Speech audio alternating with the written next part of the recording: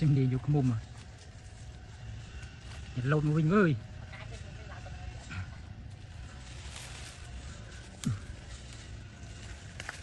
Rồi nhặt lâu đó.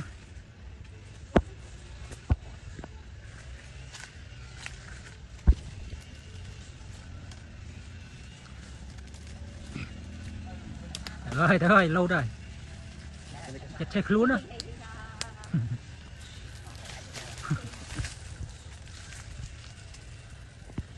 Nhặt chạy vui.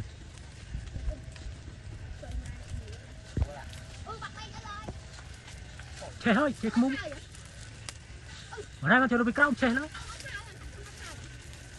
Rồi tập say đi vào này mách tao không muốn mình. Thì lập chơi bao này, nhưng không nó bao ở cái tích cây không muốn nhiều.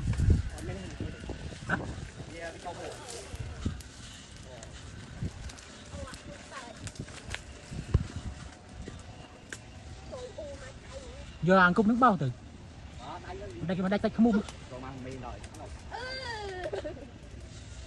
lồng cục không mới xay nhỉ.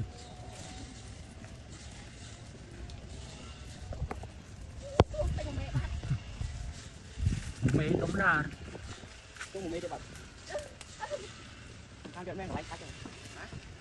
thay vô cái bật nữa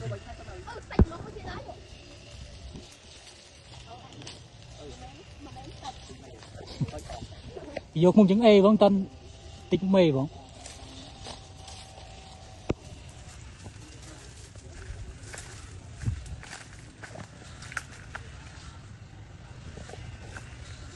phải đây tách mua rồi.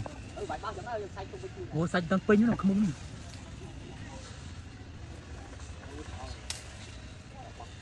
đây tách mua mà cho vua như nhảy rồi to chừng. Ôi xanh pin hả? Hả? Ô, tạch vô đây. Tạch mày từ tôi ra thôi. Tạch xanh phải rồi.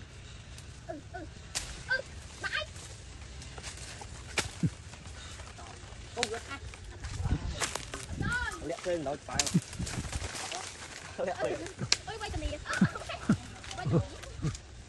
Ô vậy.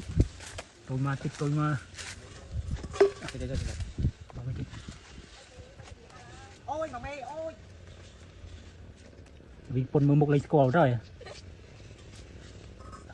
Mấy tôi nó không mà ta. Đây là lẹ lên đó. Không tiện thấy chứ mà lẹ lên rồi. À lẹ lên lang vì.